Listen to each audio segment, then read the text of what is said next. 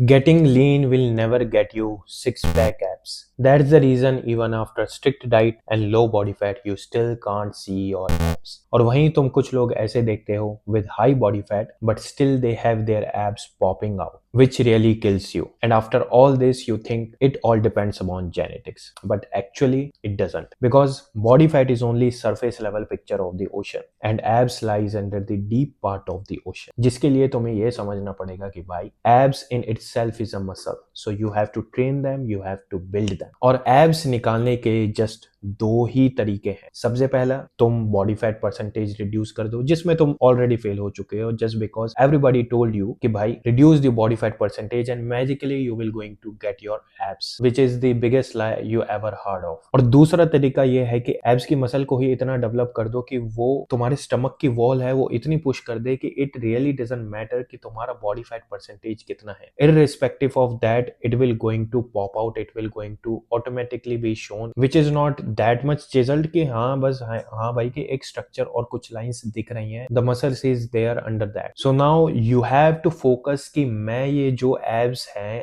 Abs की muscle को इतना डेवलप कर दूं कि ये जो स्टमक की वॉल है वो कैसे पुश कर पाए. उसमें भी you already have listen to everybody कि भाई थाउजेंड्स ऑफ एक्सरसाइज ऑलरेडी है विद थाउजेंड्स ऑफ वेरिएशन कि तुम्हें ऑब्लिक्स और ये इस एंगल पे पर्टिकुलर तुम लोअर एब, मिडल एब और पता नहीं क्या क्या कर चुके हो या फिर करने वाले हो या करके देख कर बैठे हो. And I will tell you the harsh truth कि भाई 99.99% of the exercise from those variation actually doesn't work, क्योंकि वो तुम्हारे एब्स की मसल को डेवलप करने में जीरो योगदान देता है. Because most of the exercise जिसको मैं कह रहा हूँ कि 99% of exercise actually works on your core. अगर तुम्हें नहीं पता है कि कोर क्या होता है तो मैं बताता हूँ भाई. Core is like the whole belt from your front to the and.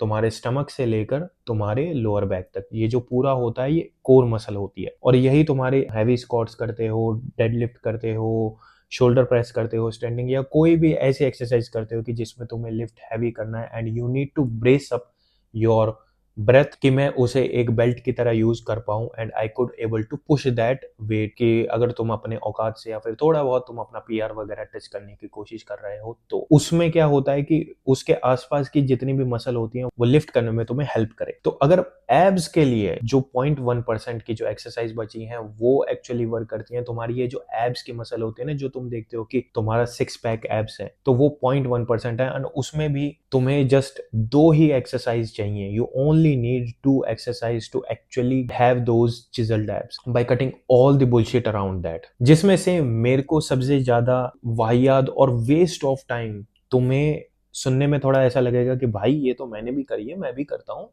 और मेरे को मेरे जो भैया हैं या फिर मैं जिम में जिनको भी जानता हूँ जो एक्चुअल में एक अच्छी फिजिक या फिर अच्छा 6 पैक एब्स होल्ड करते हैं, वो भी मेरे को यही रिकमेंड करते हैं कि भाई ये वाली एक्सरसाइज होनी चाहिए. बट एक्चुअली भाई it really doesn't work on your abdomen, जिसे हम ये एब्स वाला फ्रंट वाला पोर्शन कहते हैं. और वो एक्सरसाइज है plank. Because plank is just like you are doing wall sitting squats thinking कि भाई I would be going to have big legs, big quartz.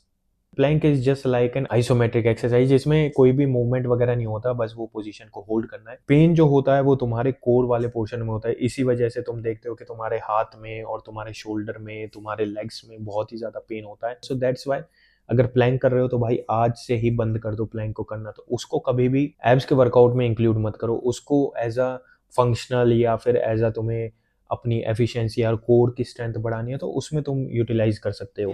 ये तो समझ में आ गया कि भाई करना क्या नहीं है. अब ये समझ लेते हैं कि भाई करना क्या है. उसके लिए you need to first understand कि एब्स का काम क्या है. हर एक मसल का जैसे काम होता है ना कि भाई मैं बाइसेप कर रहा हूँ तो मेरा ये वाला आर्म इसके पास आ रहा है या फिर मैं ट्राइसेप कर रहा हूँ तो ये दूर जा रहा है. तो यही चीज समझने की है. उसी से ही हम अच्छे से टारगेट कर पाएंगे कि भाई कौन सी एक्सरसाइज जो है वो एक्चुअल में वर्क करने वाली है. तो एब्स का काम है कि भाई वो जो चेस्ट वाला जो हमारा चेस्ट वाला पोर्शन है इसको पेल्विस के पास फ्लेक्स करे. तो तुम्हारा चेस्ट जितना तुम्हारा पेल्विस के पास आएगा उतनी ही तुम्हारी एब्स की मसल जो है वो टारगेट होंगे, उतनी ही वो एब्स की मसल एंगेज होंगी। और इसमें भी सबसे बड़ी मिस्टेक और सबसे बड़ी एडवाइस यही दी जाती है कि जितनी भी एक्सरसाइज देखते हो कि जिसमें तुम्हारी चेस्ट है वो पेल्विस के पास आ रही है, उसमें यही रिकमेंड किया जाता है, और विच इज द बिगेस्ट मिस्टेक, कि अपनी ये जो तुम्हारी बैक है ना, जैसे जब तुम ये एक्सरसाइज परफॉर्म करो इसको स्ट्रेट रखो, बिकॉज जैसे तुम अपने चेस्ट को पेल्विस के पास लाओगे तो ऑटोमेटिकली तुम्हारे स्पाइन के अंदर एक सी बनेगा, और जो कि मैंडेट है, विच इज रियली नीडेड, कि वो ऑटोमेटिकली है कि भाई अगर तुम्हें फ्लेक्स करना है अपने एब्स को तो वो सी बनेगा। अब उसमें मैं ये कोशिश करूँ कि भाई मैं अपनी बैक को स्ट्रेट मेंटेन करने की कोशिश करूंगा, तो फिर उसमें वो एब्स इन्वॉल्व नहीं हो रहे हैं, उसमें वो हिप फ्लेक्सर या फिर कोई भी अदर सपोर्टिंग मसल होगी तो वो इन्वॉल्व हो जाएगी। सो ऑलवेज मेक श्योर कि whenever doing an abs exercise to hit abs, always make sure to have और to maintain that C shape in your spine. अब तुमने ये तो समझ लिया है कि भाई एब्स का काम क्या है और सी शेप वगैरह कैसे मेंटेन करना है। अब बात आती है एक्चुअल एक्सरसाइज पे काम क्या करना है। So the exercises which is very underrated and yet ignored bye most of the people, बहुत ही कम लोग करते हैं, दैट इज रिवर्स क्रंच। अब रिवर्स क्रंच में ऐसे नहीं है, ये मत समझ लेना कि मैं अगर ऐसे क्रंच करता हूं तो मैं पीछे से करने लगूंगा बच्चों की तरह, वो मत समझना।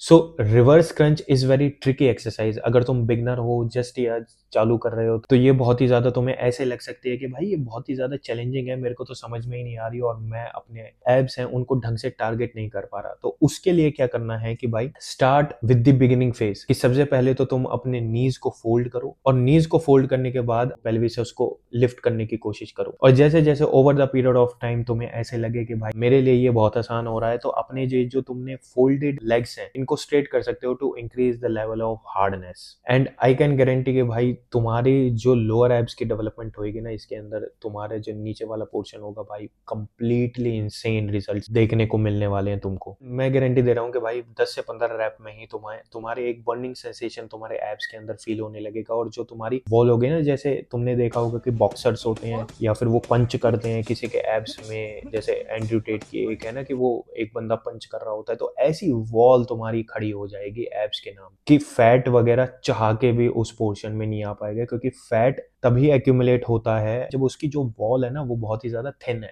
तभी वहां पे फैट चिपक सकता है। अगर वो वॉल थिन नहीं है, हार्ड है बहुत ज्यादा, तो उसको मेंटेनेंस के लिए भी भाई न्यूट्रिएंट लगते हैं, तो वहां पे फैट नहीं जमता। तभी ये होता है कि किसी का बॉडी फैट हाई भी होता है ना, तो उसके जो एब्स हैं वो विजिबल रहते हैं। This is the reason. And second exercise to target your upper abs, normal crunches. Crunches से बेस्ट एक्सरसाइज कुछ भी नहीं है, क्रंचेस इज द किंग। अगर over the period of time तुम्हें लगे कि भाई मेरे क्रंचेस वगैरह मेरे को नहीं बेनिफिट होता है, तो उसमें रोप केबल क्रंच इंक्लूड कर सकते हो। बट क्रंचेस में भी एक ये चीज है कि जैसा नॉर्मली बताया जाता है बिगिनिंग फेज में सबसे ज्यादा होता है ये कि भाई तुम्हें पूरा ऊपर तक क्रंच आके एकदम बैठना पड़ता है, तो वो करने की कोई जरूरत नहीं है, क्योंकि crunch will only going to work कि तुम्हारे जो शोल्डर ब्लेड हैं अगर 1-2 इंच लिफ्ट हो रहे हैं या एलिवेट हो रहे हैं, that's the more than sufficient work will you going to do for your abs. क्योंकि मैंने भी ये चीज नोटिस करी है कि जितने भी नया नया चालू करते हैं तो उन्हें पता तो होता नहीं है, तो वो देखते हैं तो वो पूरा ऊपर ऊपर बैठते हैं, रेस्ट लेते हैं, फिर जाते हैं। तो भाई ऐसे तुम 50 या 100 भी क्या 1000 भी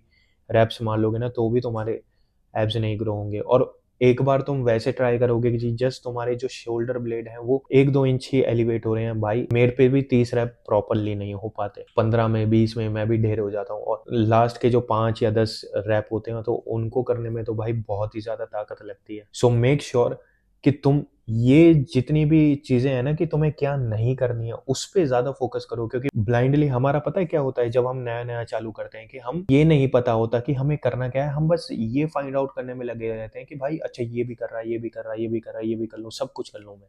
तो फिर over the period of time पता लगता है कि भाई जितना भी मैंने किया वो तो सब वेस्ट था, कुछ भी काम का नहीं है, तभी मेरे रिजल्ट जीरो है। अगर तुम्हें स्टार्टिंग में ही सोचो ये पता लग जाए कि भाई ये नहीं करना और जो एक्चुअली में वर्क करता है बस उसी पे ही वही चीज करनी है, तो तुम ये लगा लो तुम्हें अगर 2 साल लगेंगे 3 साल लगेंगे किसी फिजिक को बनाने में, वो तुम्हारा बस 6 महीने में बन जाएगी। सोचो, अगर तुमने वो जो स्ट्रगल है कि तुमने ट्राई किया ये वर्क ही नहीं किया, फिर तुम नया फाइंड आउट कर रहे हो, फिर तुमने वो ट्राई किया वो वर्क नहीं किया, फिर तुम नया फाइंड आउट कर रहे हो, फिर तुमने ट्राई किया, यही साइकिल चल रही है, और फिर कहीं तुम्हें 20वें 21वें 25वें नंबर में आके पता लग रहा है भाई this is the formula, this is the catalyst, it will going to give me results. So this is the thing भाई, मैं इन वीडियो से यही चीज शोकेस करने की कोशिश कर रहा हूँ कि भाई this is the this is the equation, this is the catalyst and it actually works.